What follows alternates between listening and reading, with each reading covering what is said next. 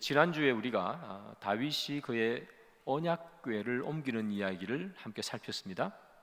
다윗이 처음에 언약궤를 옮길 때에는 정치적인 목적이 다분했다고 말씀을 드렸습니다.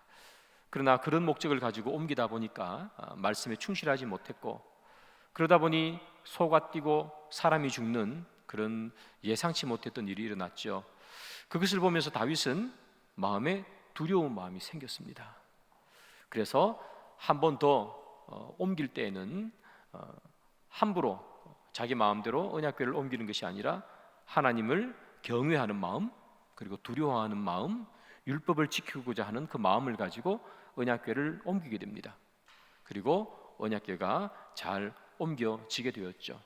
그래서 그는 1차와는 다르게 2차에 옮길 때에는 좀 더 경건하게 말씀 위주로 옮기게 됩니다.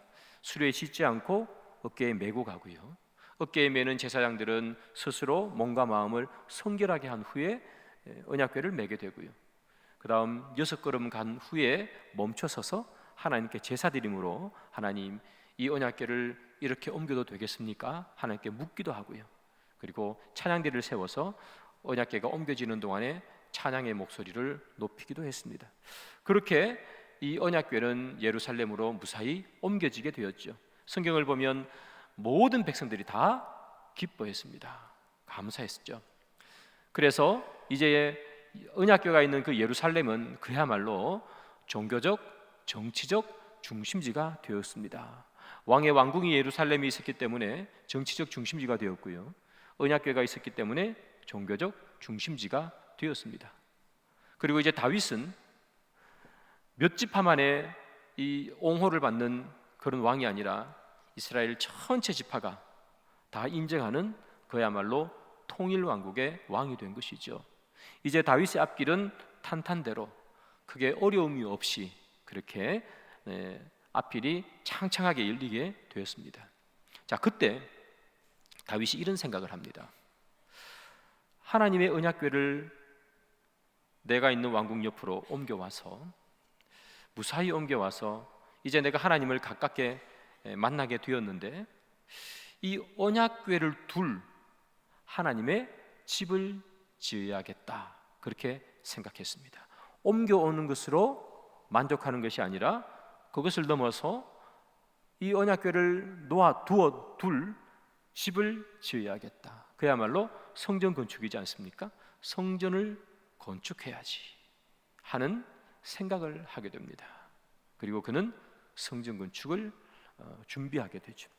자, 오늘 본문은 다윗이 성전 건축을 꿈꾸는 이야기가 기록되어 있습니다. 자, 그렇다면 오늘 본문을 통해서 우리가 다윗이 성전 건축을 비전을 가지고 꿈을 꿀 수 있었던 두 가지 이유가 무엇인지를 함께 살펴보고요, 그리고 주님께서 그를 통해서 우리에게 주시는 교훈을 함께 보겠습니다. 자, 먼저 다윗이 그의 성전을 건축할 수 있는 꿈을 꿀 수 있었던 첫 번째 이유입니다. 우리 다 같이 한번 읽어보겠습니다. 시작. 자신을 볼 수 있었기 때문이다. 자기 자신을 볼 수 있었기 때문에 성전 건축을 할 수 있었습니다. 자, 이게 무슨 말인지 한번 보겠습니다. 역대상 17장 1절입니다. 우리 다 같이 한번 읽습니다. 시작. 다윗이 그의 궁전에 거주할 때에 다윗이 선지자 나단에게 이르되 여호와의 언약궤는 휘장 아래에 있도다. 자, 어느 날 다윗이 왕궁에서 나단을 만났습니다. 나단에게 이렇게 표현합니다. 내가 백향목 궁에 살고 있어요 라고 표현했습니다. 그냥 궁이라고 표현하지 않고요, 앞에 뭐라고 썼어요? 백향목이라고 썼단 말이에요. 내가 지금 궁궐에서 살고 있어요, 내가 왕이에요, 이게 아니라 내가 백향목이라는 말을 굳이 썼다고요. 저 말을 굳이 쓴 이유는 뭐냐면 화려하다는 뜻입니다. 내가 백향목 궁에 거한다는 얘기는 내가 너무나 멋지고 너무나 화려한 왕궁에 살고 있습니다 라고 말하는 겁니다. 여러분, 다윗은 자기가 너무나 화려하고 멋진 백향목 궁에 사는 것이 사실은 놀라웠던 사람입니다. 왜냐하면 다윗은 원래 일개 목동일 뿐이었기 때문이죠. 여러분, 옛날에 왕이 되려면요, 왕의 핏줄을 타고 나오거나 그래서 아버지가 왕이 되어서 자기가 왕이 되거나, 아니면 그 왕을 쿠데타를 일으켜서 물리칠 만큼 권세와 권력이 있는 사람이 왕이 되는 것이죠. 그런데 아무리 봐도 이 다윗은 그런 힘과 능력이 있는 사람이 아니었죠. 그냥 목동에 불과했습니다. 자기 아버지도 그냥 자녀들과 함께 양치는 사람이었습니다. 그 누구도 다윗이 왕이 되리라고 생각해 본 적이 없습니다. 사무엘이 하나님의 말씀을 듣고 이새의 집에 와서 이새의 아들을 보면서 왕을 간택하지 않습니까? 그때도 그 아버지는 다윗을 보여주지 않았습니다. 처음에는 자기 막내 아들 다윗이 왕이 되리라고는 아버지도 생각 못한 거예요. 다윗 자신도 생각 못했고요. 그런데 자기가 뭐가 된 거예요? 왕이 되었습니다. 내가 백향목궁에 살고 있다니. 다윗이 자기가 어떤 사람이었던지를 본 거예요. 여러분, 지금 한 번씩 이렇게 제가 옛날 생각하면 그런 생각이 들 때가 있습니다. 야, 참 우리나라가 잘 살 뿐만 아니라 야, 내가 이렇게 살고 있다니 하는 생각이 들 때가 있습니다. 어떤 때인가 하면 여러분 생각을 해보십시오. 제가 초등학교 다닐 때 제가 살았던 집을 생각해 보면 저희 어머니가 연탄을 떼셨어요. 다 그때 연탄 떼셨잖아요. 연탄 떼가지고 밑에 거 빼고 위에 거 다시 넣고 또 다시 새 거 넣고 그 이렇게 생긴 그 집게가, 그죠? 연탄 떼고 살았고, 집에서 불도 어떤 거 켰습니까? 여러분, 천장에서부터 줄이 이렇게 쭉 내려와가지고 백열등이라 그러나요? 이거 이렇게 탁 돌리면 불 들어오고 또 돌리면 꺼지고, 그러다가 집에서 걸어가다가 백열등이 한 번씩 부딪히고, 그럼 백열등이 이렇게 왔다 갔다 그리고, 그죠? 그래서 백열등 깨지지 말라고 여기다가 철망 같은 거 이렇게 세워놓고 그랬잖아요. 연탄 떼던 시대가 지나가면 무슨 시대입니까? 기름 보일러 아닙니까? 그래서 전화해가지고 아저씨 여기 기름 주세요 그러잖아요. 가스도 마찬가지죠. 아저씨 가스 주세요 그러면 가스통 이런 거 들고 와가지고 퉁퉁거리면서 이렇게 갈아주고 했잖아요. 지금은 도시가스 들어와서 다 그런 걸로 하지만, 옛날에 여러분 집에 차가 있는 사람은 참 잘 사는 사람이잖아요. 근데 집에 차도 있고 연탄도 안 떼고 아파트에 살고, 여기 계신 우리 어르신들 보면 그런 얘기들 많이 하시죠. 옛날에 처음 시작할 때는 너무 힘들었어요 라고. 그때는 단칸방에서 신혼생활을 시작했다고. 저도 마찬가지. 교회 옆에 붙어있는 작은 방에 그렇게 시작했죠. 그런데 단칸방의 시간을 지나서 여러분들이 많이 이렇게 노력하시고 땀 흘리시고 하셔서 지금은 뭐 큰 집은 아니더라도 작은 내 집이 있기도 하고 또 아파트에 살기도 하고 그러시잖아요. 옛날에 생각해 보면 야, 내가 지금 이렇게 복 받았구나, 내가 이렇게 살고 있구나. 다윗이 그 생각한 거죠. 내가 백향목궁에 살다니라는 게, 백향목궁에 살다니. 아니, 나 같은 사람이 어떻게 해? 나는 대단한 사람도 아니고 그냥 일개 목동이었을 뿐인데. 그가 목동으로 살다가 골리앗을 물리친 후에 그는 또 얼마나 많은 일들을 겪습니까? 수많이 죽을 고비를 넘기죠. 그 많은 죽을 고비를 넘겨서 내가 이렇게 백향목 궁에 살다니. 그래서 이 다윗은 뭘 보는가 하면 자기 자신을 본 거예요. 야, 나 같은 사람이 이곳에서 살다니. 자, 자기 자신을 보니까 이제 누가 보이는 거예요? 그때 비로소 하나님이 보이는 거죠. 내가 이렇게 백향목궁에 살 수 있었던 것은, 나 같은 인간이 백향목궁에 살 수 있었던 것은 하나님의 은혜가 아니면 불가능했겠구나. 세상에 많은 사람들이, 성공한 사람들은 자기 자신을 보고 자기 자신에 취해서 끝내지만, 오늘 본문의 다윗은 자기 자신을 보면서 누구를 보는 거예요? 하나님을 보는 거예요. 내가 이런 인간이었는데 하나님께서 나를 이곳까지 인도하셨구나. 자기들 자신을 보고 하나님의 은혜가 보이고, 하나님의 은혜가 보이니 하나님의 은혜가 얼마나 큰지, 하나님의 역사가 얼마나 놀라운지, 그것이 그가 성전을 건축하고 싶었던 꿈과 비전을 가졌던 첫 번째 이유입니다. 자기 자신을 봤다는 거예요. 자기 자신을 보니 하나님이 비로소 그때 보이는 거예요. 하나님의 은혜가 얼마나 큰지, 하나님의 역사가 얼마나 큰지. 여러분, 신약에 오면 사도 바울이 이런 고백을 해요. 고린도전서 15장 8절부터 10절까지인데요, 제가 한번 읽어볼게요. 맨 나중에 만삭되지 못하여 난 자 같은 내게도 보이셨느니라. 나는 사도 중에 가장 작은 자라. 나는 하나님의 교회를 박해하였으므로 사도라 칭함 받기를 감당하지 못할 자니라.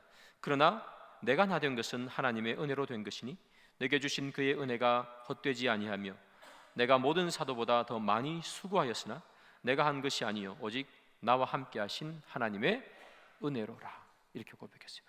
바울이 이렇게 말하죠. 내가 모든 사도보다 더 많이 수고했다고요. 사도 바울이 다른 사도들을 비난하거나 낮추어하는 것은 아닙니다. 그러나 사도 바울이 다른 사도보다 더 많이 일하고 수고한 것은 사실 맞죠. 사도 바울이 신약 성경이 27권인데 13권을 사도 바울이 썼습니다. 히브리서를 사도 바울이 썼다고 만약에 누가 썼는지 잘 모르지만 썼다고 하면 14권이 되는 거예요. 거의 신약 성경의 절반을 사도 바울이 씁니다. 그뿐만 아니라 사도 바울은 1차, 2차, 3차 온 소아시아 지역을 돌아다니며 말씀을 증거해서 수많은 교회를 세우죠. 그리고 사도 바울이 기록한 많은 성경은 지금 우리의 신학의 큰 뼈대가 됩니다. 사도 바울의 신학이 어거스틴에게, 어거스틴의 신학이 칼빈에게, 칼빈의 신학이 우리에게 온 신학의 뼈대를 만들어낸 사람이 사도 바울입니다. 대단한 사람입니다. 그러면 사도 바울이 이렇게 더 많은 일을 수고할 수 있었던 이유는 뭐냐 말이죠. 자기가 이렇게 말합니다. 저기 8절에 보면 맨 나중에 만삭되지 못한 자라고 표현합니다. 난 이런 인간이에요. 만삭되지 못해서 난 자야. 10달을 다 채우지 못하고 나왔다는 이야기입니다. 나는 사도 중에 작은 자라. 나는 사도 중에 아무것도 아니야. 제일 작은 자야. 사도라 칭함 받기를 감당하지 못할 자라. 자기 자신을 본 거죠. 자기 자신을 보니까 뭐라고 보여요? 사람들은 위대한 사울 봐도 바울 사도, 위대한 바울 그렇게 얘기하지만 바울이 자기 자신을 보니까 뭐로 보이는 거예요? 가장 작은 자예요. 죄인 중에 괴수예요. 사도들 중에 가장 작은 자예요. 만삭되지 못해서 태어난 자예요.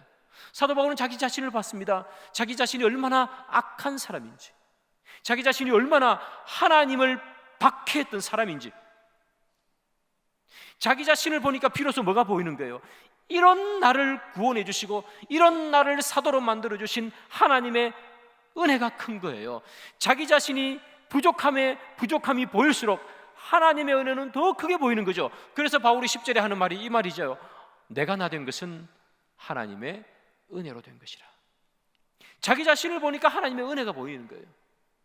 하나님의 은혜가 보이니 그가 뭐 하는 거예요? 다른 사도보다 더 많이 수고할 수 있었던 거예요.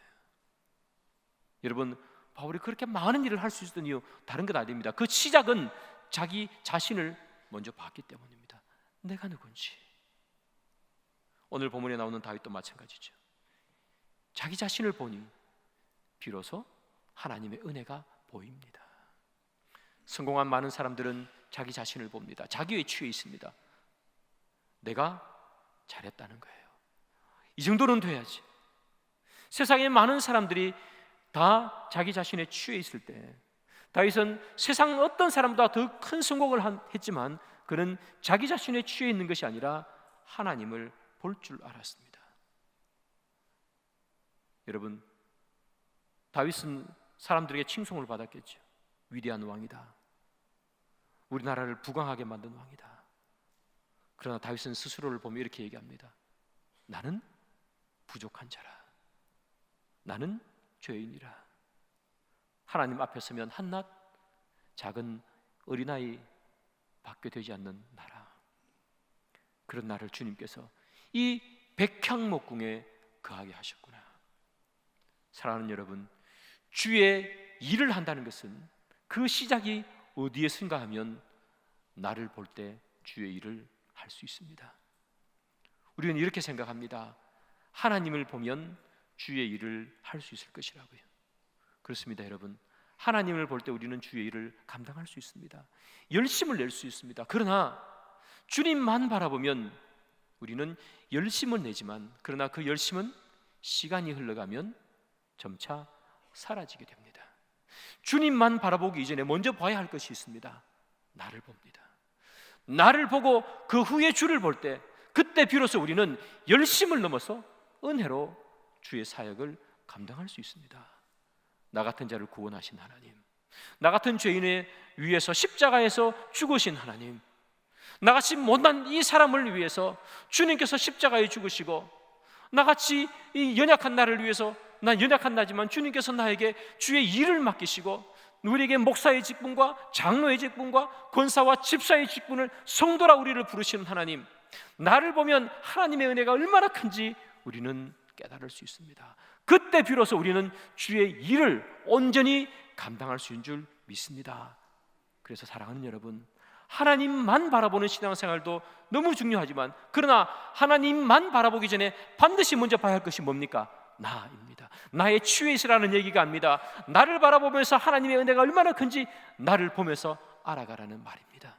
그때 비로소 우리는 주의 일을 온전히 감당하고, 오늘 본문에 나오는 것처럼 다윗처럼 주의 성전을 짓는 일, 주의 영광을 위해서 우리를 드리는 일을 우리는 감당할 줄 믿습니다. 그래서 우리를 먼저 보고 하나님을 볼 수 있는 놀라운 은혜가 저와 여러분들 가운데 있기를 소망합니다. 다윗이 성전 건축을 했습니다. 할 수 있었던 첫 번째 이유, 자기 자신을 먼저 봤기 때문이죠. 자, 두 번째 이유는 뭐냐? 다 같이 한번 두 번째 이유를 다 같이 한번 읽습니다. 시작. 감사 너머에 감사가 있었기 때문입니다. 감사 너머에 감사가 있었습니다. 다윗이 나단에게 이렇게 말합니다. 나는 백향목궁에 거하고 있습니다. 그런데 여호와의 언약궤는 휘장 아래에 있습니다. 그렇게 얘기했습니다. 이걸 좀 바꿔 말하면 이런 말이죠. 나는 너무나 멋진 곳에서 아무런 어려움 없이 잘 먹고 잘 살고 있는데, 하나님의 언약궤는 너무나 초라한 천막 밑에 있군요 하는 거예요.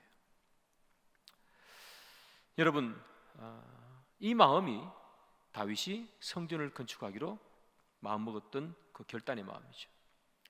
다윗은 자기 자신을 세상 사람들이 볼 때 왕이 되었으니까 성공한 것 아니겠어요?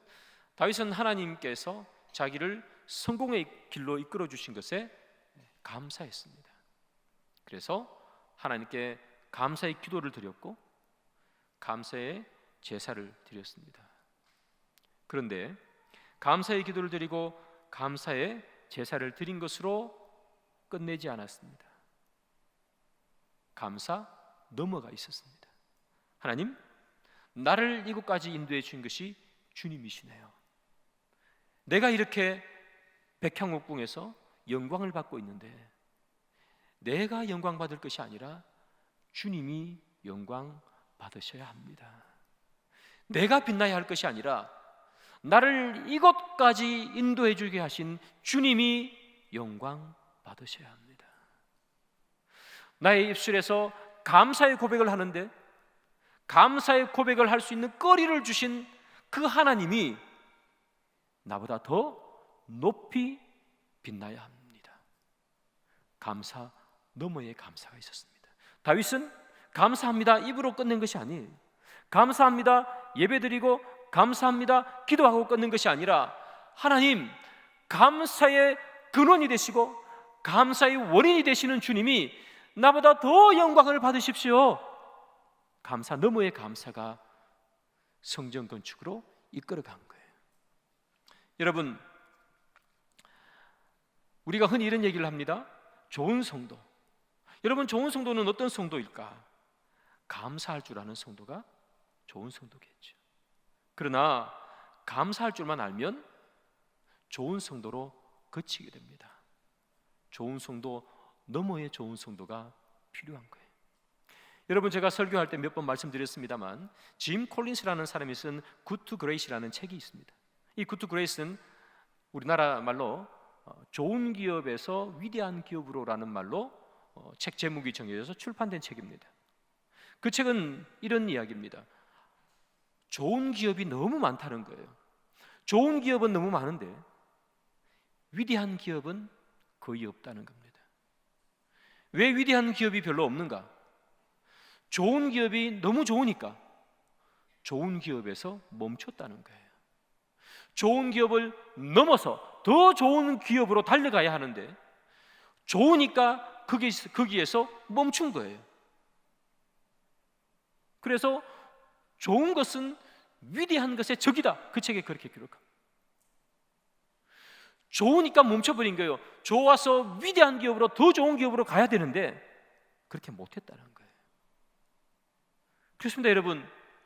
좋은 성도는 감사할 줄 아는 성도죠. 왜냐하면 감사하지 못하는 성도도 얼마나 많습니까? 그러나 하나님께서 원하시는 성도는 감사를 넘어서는 성도, 좋은 것을 넘어서 위대한 성도가 되기를 주님 원하시지 않을까?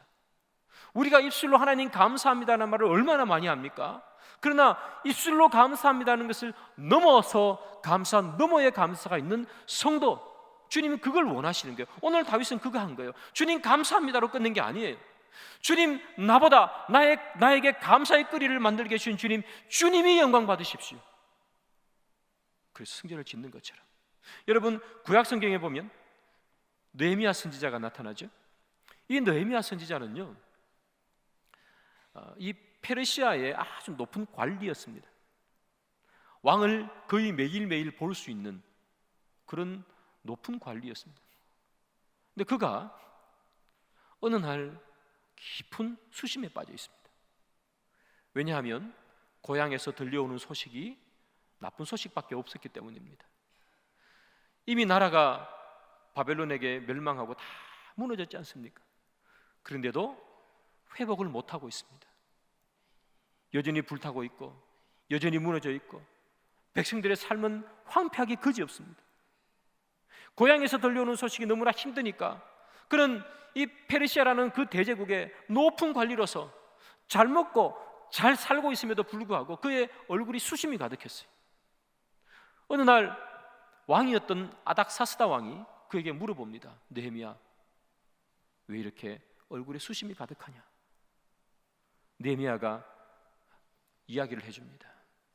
그랬더니 이 아닥사스다 왕이 그러면 여기 있지 말고 내가 말미를 좀 줄 테니 너희 나라 가서 일 좀 하고 와, 그렇게 얘기하는 거예요.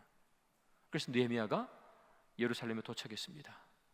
다 무너졌습니다. 백성들의 마음도 다 황폐하기 그지없습니다. 그 백성들의 마음을 다독이고요, 그래서 무너진 성벽을 하나하나 건축하기 시작합니다. 건축하는데 또 방해꾼들이 있습니다. 건축하지 마. 저기 약간 사마리아 이 북쪽 쪽에 있는 그 사람들이 자기의 이 영역을 빼앗길까 봐 계속해서 방해합니다. 막 군사적으로 쳐들어올 것 같이 그렇게 얘기하죠. 그러니 한 손에는 창을 잡고 한 손에는 도구를 잡고 그렇게 백성들의 무너진 마음을 다독여가면서 52일 동안 일을 해서 성벽을 완성시켰습니다. 얼마나 감사했는지 모르겠습니다. 하나님, 내가 이 일을 했습니다. 저기 페르시아에서는 그저 울고 있었을 따름인데 하나님께서 나에게 놀라운 일을 허락하셔서 무너진 성벽을 완성하게 하셨군요. 너무 감사했습니다. 그래서 그는 성벽을 다 완성하고 난 다음에 봉헌식을 드렸습니다. 하나님 받으십시오. 자, 봉헌식 드린 내용입니다. 느헤미야 12장 27절입니다. 다 같이 읽습니다. 시작. 예루살렘 성벽을 봉헌하게 되니 감사하며 노래하며 재금을 치며 비파와 수금을 타며 즐거이 봉헌식을 행하려 하며 감사했습니다. 너무 감사했습니다.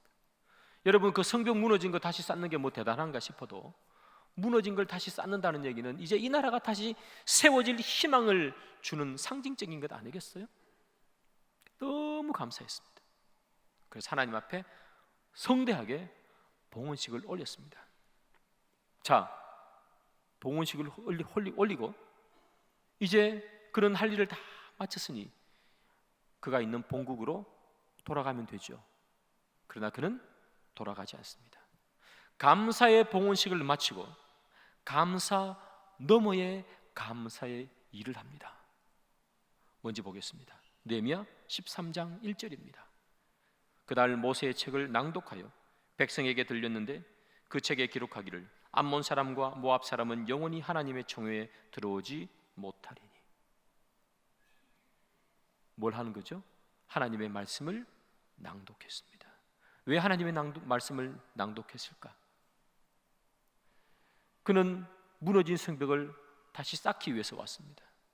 그러나 그 일을 하다 보니까 진짜 무너져 있는 것은 성벽이 아니라 이스라엘 백성들의 믿음과 이스라엘 백성들의 마음이라는 것을 그는 알았습니다. 그래서 감사의 마음으로 봉헌식을 드리고 끝나고 집으로 간 것이 아니라 감사 너머의 감사. 뭐예요? 백성들의 마음을 다시 세워야 되겠다. 백성들의 믿음을 다시 세워야 되겠다. 감사 너머의 감사예요. 허물어진 성벽을 다시 세우는 것으로 끝나는 것이 아니라 허물어진 백성들의 마음을 다시 세우는 것까지 그는 달려갔어요. 사랑하는 여러분, 감사로 끝내는 인생이 얼마나 많습니까? 그러나 감사로 끝내는 것이 아니라 감사 너머의 감사가 있을 때 그때 비로소 주의 일을 하게 된다는 거예요. 여러분, 감사로 그치지 않고 감사 너머의 감사를 주님 앞에 올려드리면 주님께서 어떤 은혜를 우리에게 주시는가? 다윗은 감사 너머의 감사로 성전 건축의 꿈을 꿉니다. 물론 그가 성전 건축을 하지는 못했습니다. 그러나 그의 아들 때에 하게 되죠. 그는 모든 성전 건축을 할 준비를 다 맞춰놓은 사람이 다윗입니다. 그가 성전 건축의 꿈을 꾸었습니다. 감사 너머의 감사의 꿈을 꾸었습니다. 그랬더니 하나님께서 다윗에게 어떤 축복을 주십니까? 너의 왕조가 세워질 것이고 그 왕조는 영원히 견고하리라, 그렇게 말씀해 주셨어요. 지금 내가 감사를 넘어 감사를 주님 앞에 드렸더니 하나님께서 미래의 축복을 그에게 주신 겁니다. 사랑하는 여러분, 앞으로의 축복, 내가 현재 감사한 것으로 그치는 게 아니라 감사 너머의 감사를 했더니 하나님께서 미래를 붙들어 주시는 은혜를 다윗에게 주셨습니다. 내 자손이 영원히 견고하리라. 사랑하는 여러분, 우리가 걱정하고 근심하는 게 다 뭡니까? 앞으로에 대한 걱정이고요. 여러분들이 여러분들의 자녀들을 위해서 걱정하는 게 다 뭐예요? 앞으로예요. 우리 딸, 우리 아들 잘 먹고 잘 살까? 이 세상에서 살아가는 게 힘든데 우리 애 일은 제대로 할 수 있을까? 다 그런 것 때문에 걱정하는 것 아니에요? 우리 집 앞으로 어떻게 될까? 다 미래를 향한 걱정입니다. 그러나 주님께서 뭐라고 얘기하세요? 지금 감사를 넘어 감사가 있으면 하나님께서 앞으로의 일을 축복해 주신다, 그 얘기하는 것 아닙니까? 여호와 이레, 여호와 이레. 아브라함이 그의 아들을 모리아산에 바쳤습니다. 감사 너머의 감사가 있으니까 가능하지. 하나님의 은혜가 너무 크기 때문에 감사 너머의 감사가 있으니 아들을 바치는 거 아닙니까? 그러니 하나님께서 뭐라고 얘기하세요? 여호와 이레. 사랑하는 여러분, 여러분들의 앞길과 여러분들의 자녀들의 앞길이 불안하고 그 앞길에 축복이 가득하기를 원하십니까? 뭐라고 주님 말씀하십니까? 감사 너머의 감사예요. 그게 주님께서 우리가 주님으로부터 복받는 비결입니다. 느헤미야도 마찬가지입니다. 여러분, 감사 너머의 감사가 있었잖아요. 성벽이 다 허물어졌어요. 다시 세웠어요. 그런데 마음이 무너진 것을 발견하고 말씀을 읽었잖아요. 그러니 온 백성들이 다 마음이 불타서 우상을 던져버리고 이방 여인을 집에서 내쫓아버리고 다시 성결케 되죠. 여러분, 무엇이 우리를 기쁘게 만듭니까? 물질적인 것이 우리를 때로 비꾸게 만들지만 우리가 늘 무너지는 것은 우리의 마음 아닙니까? 아무리 물질이 많아도 마음이 무너지면 너무나 힘든 것이 우리의 인생인데, 하나님께서 감사 너머의 감사를 했더니 무엇을 지켜주시는 거예요? 우리의 마음을 지켜주시는 거예요. 허물어진 우리의 마음, 무너진 우리의 마음을 지켜주는 거예요. 물질이 사라지면 마음이 있으면 다시 일어설 수 있지만 마음이 녹아지면 일어설 수 있는 방법이 없습니다. 주님, 감사 너머의 감사를 드렸더니 마음이 다시 일어서는 은혜, 그 느헤미야를 통해서 이스라엘 백성들에게 주신 것 아니에요? 얼마나 놀라운 은혜입니까? 감사 너머의 감사를 했더니 미래를 복주시고 우리의 마음을 무너지지 않게 든든하게 다시 세워주시는 은혜. 여러분, 그 두 개만 있으면 우리가 이 세상 살 때 무엇이 두렵습니까? 우리가 두려운 이유는 뭡니까? 마음이 다 무너졌어요. 그래서 우리는 세상 살기 힘든 거죠. 미래가 불안해요. 그래서 우리는 세상 살기 힘든 거죠. 그러나 미래가 주님께서 우리에게 주시는 밝은 빛이 있고 우리의 마음이 어떠한 어려움 가운데서도 무너지지 아니한다면 우리가 이 세상을 겁내며 살 게 무엇이 있겠습니까? 이거보다 더 큰 축복이 우리 가운데 무엇이 있겠습니까? 이것은 다 무엇으로부터 오는 축복입니까? 감사 너머의 감사 때문에 오는 것이죠. 감사 너머의 감사는 또 어디에서부터 시작하는 것입니까? 내가 누군지를 볼 때부터 시작하는 것이죠. 나같이 하찮은 인간이 이곳에서 하나님을 섬기고 있고 나같이 아무것도 아닌 인간이 이곳에서 주의 사명을 감당하고 있다니, 그 마음이 하나님께 감사하는 마음으로 변하는 것이고, 하나님께 감사하는 마음이 크니 감사로 그치는 것이 아니라 감사 너머의 감사로 이어지는 것이죠. 그것이 주님께서 우리에게 주시는 복을 받는 비결인 줄 믿습니다. 사랑하는 여러분, 우리는 어떤 삶을 살고 있습니까? 입술로 감사합니다라고 말하고 그치는 삶을 삽니까? 아니면 감사 너머의 감사로 달려가는 인생을 사십니까? 우리는 늘 나만 바라보며 사는 인생입니까? 아니면 나를 바라보면서 나를 나되게 하신 주님을 바라보며 사는 인생이십니까? 사랑하는 여러분, 우리를 보고 우리 되게 만드신 주님을 찬양하시기 바랍니다. 그 주님께 감사를 올려드리되 감사 너머의 감사가 있기를 소망합니다. 때로는 감사 너머의 감사가 우리의 헌신으로, 우리의 기도로, 우리의 물질로, 우리의 마음으로, 많은 것으로 표현될 수 있을 것입니다. 감사합니다가 아니라 감사 너머의 감사를 주님께 올려드려서 여러분들의 삶과 여러분들의 인생과 여러분들의 미래와 여러분들의 무너진 마음을 다시 세우는 복을 받는 저와 여러분들이 되기를 주님의 이름으로 축복합니다.